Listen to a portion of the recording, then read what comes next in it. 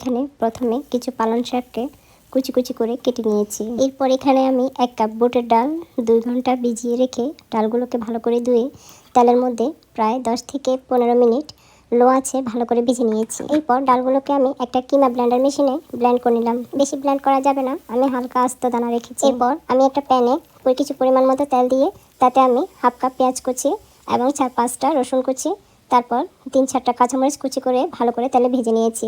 তারপর আমি 1 চা চামচ হলুদ, 1 চা চামচ মরিচ এবং 1 চা চামচ মশলার গুঁড়ো দিয়ে কিছুক্ষণ নেড়েচেড়ে কষিয়ে শাকগুলোকে দিয়ে 5 মিনিট ভেজে কষিয়ে নিলাম। তাতে আমি ব্লেন্ডার করা ডালগুলো দিয়ে আরও 5 মিনিট ভালো মতো নেড়েচেড়ে রান্না করে তাতে আমি 2 কাপ পরিমাণ পানি দিয়ে শাকগুলোকে ভালো করে সিদ্ধ করে রান্না করে নিয়েছি।